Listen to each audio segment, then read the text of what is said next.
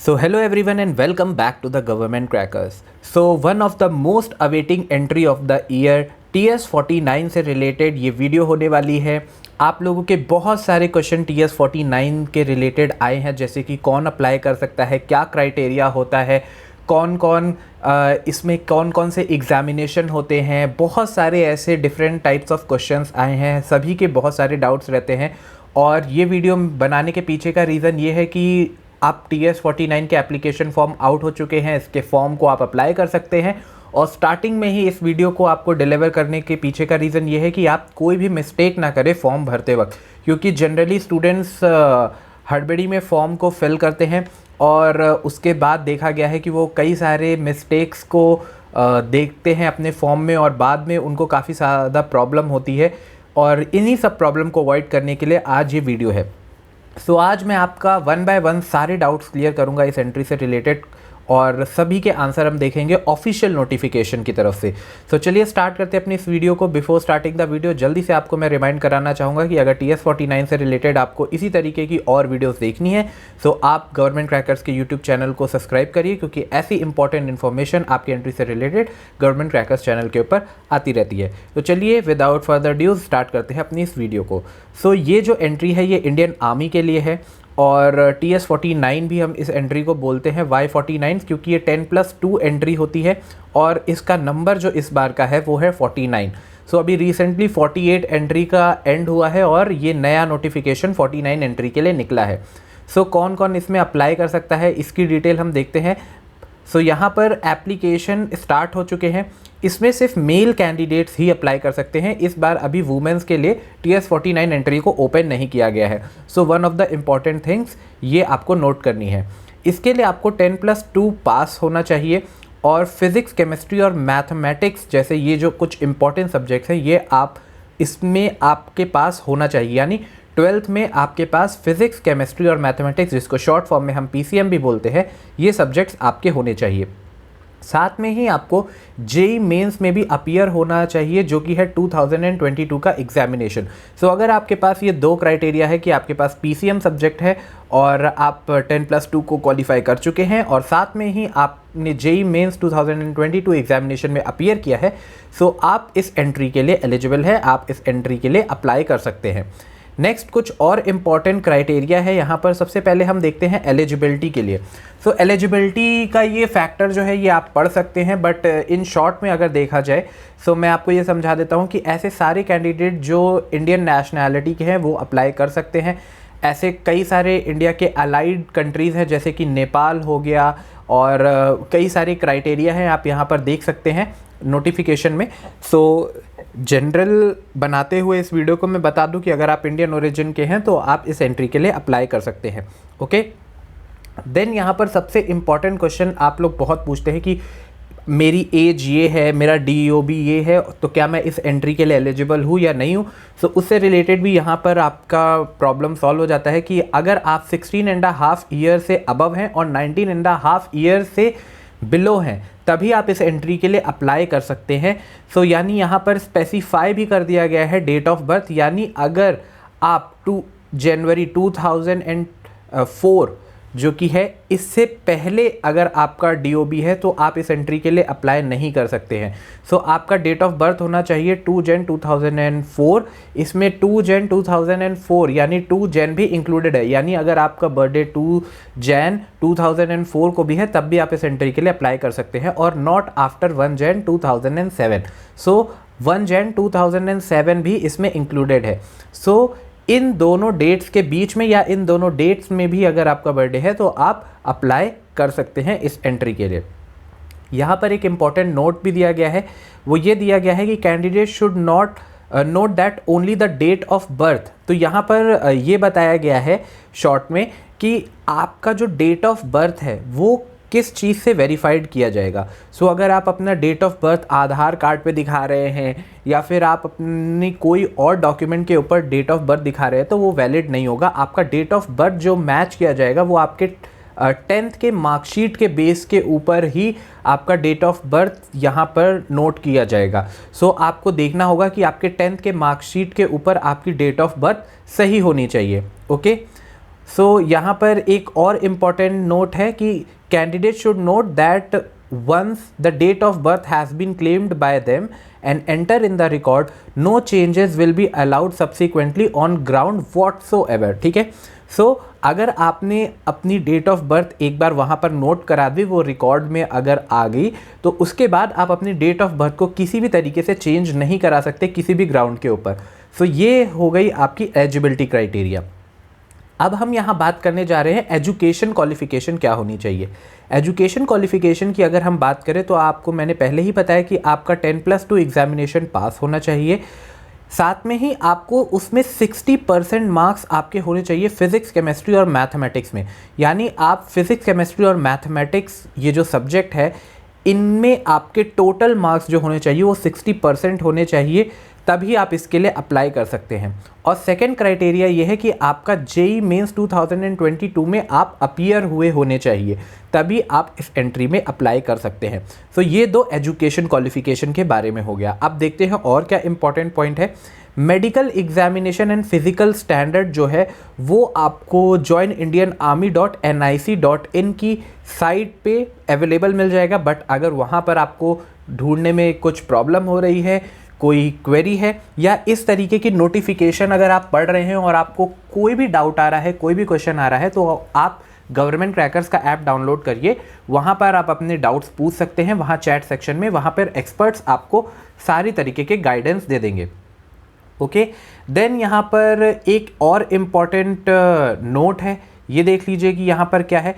Candidate applying for entry should not have been debarred from appearing in any of the examination by the UPSC. तो UPSC के through conduct कराए जाने वाले कोई भी examination जो होते हैं उसमें किसी भी तरीके से आपको बाहर नहीं निकाला हुआ होना चाहिए। कोई भी मैल फंक्शन जो होता है, किसी भी तरीके का आपने पहला कोई आपका ट्रैक रिकॉर्ड रहा हो, आप चीटिंग करते हुए पकड़े गए हो, इस तरीके का कुछ नहीं होना चाहिए। जनरली आप लोग इस समय एनडीए का ही एग्जामिनेशन देते हैं। अब बात करते हैं इसमें टोटल नंबर ऑफ़ वैकेंसीज से रिलेटेड। तो यहाँ पर टोटल 90 वैकेंसीज़ हैं। इन 90 वैकेंसीज़ के लिए ये ऑल ओवर इंडिया टेस्ट होगा। इसमें क्या क्या होगा ये भी अभी हम डिस्कस करते हैं। यहाँ पर टाइप ऑफ कमीशन देख लेते हैं। तो टाइप ऑफ कमीशन में यहाँ पर है कि आपका successful completion of 4 year of course होगा यहाँ पर, जिसके बाद जो कैडेट है उसको परमानेंट कमीशन मिलेगा आर्मी में और उसकी रैंक होगी लेफ्टिनेंट। ओके, यहाँ पर सीनियरिटी की भी बात आपको थोड़ा सा शॉर्ट में बता देता हूँ कि यहाँ पर जो एनडीए वाले कैंडिडेट्स हैं ये आपसे थोड़े से सीनियर माने जाएंगे, बट टीजीसी और यूएस एंट्री वाले जो कोर्स के कैंडिडेट्स हैं वो आपसे जूनियर माने जाएंगे। ट्रेनिंग के बारे में देख लेते हैं, one of the most important thing. तो टोटल आपकी ट्रेनिंग जो है वो 5 ईयर्स की होगी। सो यहाँ पर ट्रेनिंग आपकी 3 सेक्शन में डिवाइडेड है, it's divided in 2 section. So first यहाँ पर है आपकी basic military training. Okay, so basic military training आपकी होगी 1 ईयर की, जो कि होगी ऑफिसर्स ट्रेनिंग एकेडमी गया में। एंड बाकी जो आपकी ट्रेनिंग होगी वो अदर टेक्निकल स्कूल्स में होगी रिस्पेक्टिव ऑफ योर ब्रांच। ठीक है, सो इसमें क्या होगा, टेक्निकल ट्रेनिंग में आपका फेज़ 1 जो होगा, जो कि प्री कमिश्निंग ट्रेनिंग होगी, ये 3 ईयर्स की होगी सीएमई पुणे या फिर एमसीटीई मऊ में या फिर एमसीईएमई सिकंदराबाद में। और जो फेज़ 2 की आपकी ट्रेनिंग होगी, जो कि पोस्ट कमिश्निंग आपकी ट्रेनिंग होगी, वो 1 ईयर की होगी सीएमई पुणे या एमसीटीई मऊ या एमसीईएमई सिकंदराबाद। सो इस तरीके से आपका टोटल ट्रेनिंग पीरियड आपको डिवाइड करके मिलेगा। अब यहाँ पर आपको मैं बता देता हूँ कि वंस आप अपनी ट्रेनिंग कंप्लीट करेंगे तो आपका एजुकेशन कौन से लेवल पे होगा, आपको कौन सी डिग्री मिलेगी। सो आपको one of the most prestigious university JNU से आपको डिग्री मिलेगी और इस तरीके से आपको जेएनयू से डिग्री अवार्ड होगी। अब यहाँ पर मैं आपको बता देता हूँ कि कॉस्ट ऑफ आपकी ट्रेनिंग जो होती है वो 13,940 रुपीज़ जो है ये गवर्नमेंट आपके ऊपर हर वीक स्पेंड करती है। ओके, सो यहाँ पर ये टोटली फ्री है। आपका यहाँ पर जो भी एजुकेशन, जो भी एक्सपेंस होगा वो टोटली फ्री होगा। अब यहाँ पे कई सारे स्टूडेंट्स अपने रैंक को लेकर के पूछते हैं कि वो कब क्या बनेंगे, तो वो भी यहाँ पे मैं शॉर्ट में कवर कर देता हूँ कि सबसे पहले जैसे ही आपकी ट्रेनिंग कंप्लीट होगी आप लेफ्टिनेंट बन जाएंगे। देन उसके बाद फिर आपका captain, major, lieutenant colonel, colonel, brigadier, major, general और इस तरीके से आपका रैंक बढ़ता रहेगा आपके सर्विस रिकॉर्ड के ऊपर भी और आपके नंबर ऑफ सर्विस ईयर के ऊपर भी ये चीज़ डिपेंड करती है। इसी के साथ साथ आपका पे लेवल भी आप देख सकते हैं कि once you are in lieutenant तो आपकी सैलरी 56,100 से लेकर के 1,77,500 तक वेरी करती है। वो डिफरेंट प्लेसेस के ऊपर डिपेंड करता है। इसी तरीके से कैप्टन की सैलरी यहाँ पर आप देख रहे हैं 61,300 से लेकर 1,93,900 तक वेरी करती है। मेजर, लेफ्टिनेंट कर्नल, तो इस तरीके से आप देख सकते हैं कि जैसे जैसे आपका प्रमोशन होगा वैसे वैसे आपकी सैलरी यहाँ पर बढ़ती रहेगी। यहाँ पर कई सारे अलाउंसेस भी आपको मिलते हैं। शॉर्ट में मैं आपको कुछ बता देता हूँ, जैसे कि मिलिट्री प्ले अलाउंसेस आपको मिलते हैं, फिक्स स्टाइपेंड मिलता है। सो इस तरीके के कुछ इम्पोर्टेंट आपको अलाउंसेस भी मिलते हैं। अब यहाँ पर क्वालिफिकेशन ग्रांट हो गया, यानी आपके एजुकेशन के ऊपर भी मिलता है, आपकी ब्रांचेस के ऊपर भी मिलता है। फॉर एग्जांपल अगर आप फ्लाइंग में जाते हैं तो वहाँ पर 25,000 आपको फिक्स्ड अलाउंस भी मिलेगा। तो यहाँ पर बहुत सारे अलाउंसेस हैं, आप देख सकते हैं। अगर आपको कोई भी डाउट है तो आप पूछ सकते हैं। फॉर एग्जांपल यहाँ पर एक देखिए सियाचिन अलाउंस आपको दिख रहा है जो 42,500 पर मंथ एक्स्ट्रा आपको मिलता है। यूनिफॉर्म अलाउंस हो गया, वो आपको 20,000 पर ईयर मिलता है। इसी तरीके के बहुत सारे आपको अलाउंसेस मिलते हैं, आप इसे रीड आउट कर सकते हैं। अब मैं देखता हूँ कि और क्या इम्पोर्टेंट इन्फॉर्मेशन आप सभी के लिए है जो आप सभी को देखनी है। अब यहाँ पर सबसे इम्पॉर्टेंट पार्ट आता है कि how to apply. So apply करने के लिए आपको कुछ नहीं करना है, आपको joinindianarmy.nic.in की साइट पर जाना है और यहाँ पर आपको अपनी प्रोफाइल बनानी है और वहाँ पर आपको फॉर्म फिल करना है। सो ये मैंने आपको बता दिया कि आपको फॉर्म कैसे फिल करना है। अगर आपको फॉर्म फिल करने में प्रॉब्लम आ रही है, आपको डाउट है कि कैसे फिल करना है, कौन से कॉलम में क्या डिटेल्स भरनी है, कैसे क्या आपको डिटेल्स भरनी है और उसमें कुछ क्वेरीज आ रही हैं, सो आप मुझे कमेंट्स में लिख सकते हैं कि आपको वीडियोस चाहिए, तो मैं प्रॉपर फॉर्म एक भर के आपको बता दूंगा कि किस तरीके से हमें TS49 का फॉर्म भरना है। ओके, सो यहाँ पर आपको ये ध्यान देखना है। यहाँ पर एक और इम्पॉर्टेंट नोट है जो आपको देखना है कि आपने मान लीजिए गलती से कोई फॉर्म आपने भर दिया और उसमें कुछ गलती हो गई है। सो जब तक ये फॉर्म क्लोज नहीं हो रहा है, यानी जो लास्ट डेट है उससे पहले उसमें एडिट करने का ऑप्शन होता है, आप जा करके उसमें एडिट कर सकते हैं और फाइनली आपको सबमिट करना होगा। वंस फॉर्म सबमिट हो जाएंगे देन उसके बाद आप उसमें कोई भी चेंजेस नहीं कर पाएंगे। सो आप बहुत ध्यान से देखिए वीडियो को और जैसा आपको बताया जा रहा है वैसा आप भरते चलिए, तो आपसे कोई गलती नहीं होगी और एक ही बार में आप अपने फॉर्म को क्लियरली भर पाएंगे। देन यहाँ पर मैं आपको बता देता हूँ कि आपको कई सारे डॉक्यूमेंट्स भी लगेंगे, जिसमें से कुछ इंपॉर्टेंट डॉक्यूमेंट्स यहाँ पे बताया है कि 10th सर्टिफिकेट आपके पास होना चाहिए जिसमें डेट ऑफ बर्थ का प्रूफ आपका होना चाहिए, 12th का सर्टिफिकेट होना चाहिए, मार्कशीट ओरिजिनल होनी चाहिए, ID प्रूफ इन ओरिजिनल आपके पास होना चाहिए और copy of result of JEE mains 2022 का। ये सारे के सारे डॉक्यूमेंट्स आपके पास होने चाहिए, तब आप इस फॉर्म को भर सकते हैं। इसके आपको इस फॉर्म की 2 कॉपी अपने पास रखनी है, ठीक है। सो एक कॉपी तो सबमिट हो जाएगी और एक कॉपी आपको एज एन रेफरेंस अपने पास रखनी है। वंस यहाँ पर आपको ये ध्यान देना है कि कई सारी चीज़ें आपको बोली गई हैं, like 20 copies of self attested passport size photograph. ये सारी चीज़ें जब आपका फॉर्म सेलेक्ट हो जाएगा, आप SSB के लिए जाएंगे, तब वहाँ पर आपको कई सारी चीज़ें यहाँ पर ज़रूरत होंगी, जिनमें से ये एक है, ठीक है। अब यहाँ पर एक नोट दिया गया है, इसको हम देख लेते हैं कि ये क्या है। Candidate must submit only 1 application, recipient of multiple application from the same candidate will result in the cancellation of candidature। यानी अगर आपने मल्टीपल ID से या किसी तरीके से भी आपने 2 एप्लीकेशन अगर गलती से भर दिए हैं, सो आप ये ध्यान रखिएगा कि आपके कैंडिडेचर को टोटली कैंसिल कर दिया जाएगा। देन यहाँ पर रिजेक्शन को अवॉइड करने के लिए कैंडिडेट्स को ये एडवाइस किया जाता है कि वो इस नोटिफिकेशन को केयरफुली पढ़ें, और यहाँ पर मैं ऑलरेडी आपको 1 बाय 1 सब कुछ अच्छे से समझा दे रहा हूँ, ठीक है। और क्या यहाँ पर इम्पोर्टेंट इन्फॉर्मेशन है, एक ये नोट 2 भी देख लीजिए। यहाँ पर बताया in case of candidate is employed he will inform his employment detail and also give the undertaking that he is inform the employer in writing that he is applying for the commission in the army। सो मुझे लगता नहीं कि ऐसे बहुत सारे students होंगे जो इस समय वर्किंग में हैं, बट अगर ऐसा है तो आपको अपने एम्प्लॉयर से बात करनी होगी और उसे बताना होगा कि आप इस एंट्री के लिए अप्लाई कर रहे हैं और उसकी परमिशन लेनी होगी। ओके, देन यहाँ पर और एक इम्पॉर्टेंट इन्फॉर्मेशन है कि वंस आपने फॉर्म अप्लाई कर दिया तो फिर आगे का क्या प्रोसेस होगा। सो यहाँ पर आपने joinindianarmy.nic.in की इस वेबसाइट पे आपको जाना है और यहाँ पर आपको अपने ऑनलाइन फॉर्म को अप्लाई करना है और उसके बाद आपको एसएसबी के बारे में कॉल आएगा कि आप एसएसबी देने जा सकते हैं। ओके,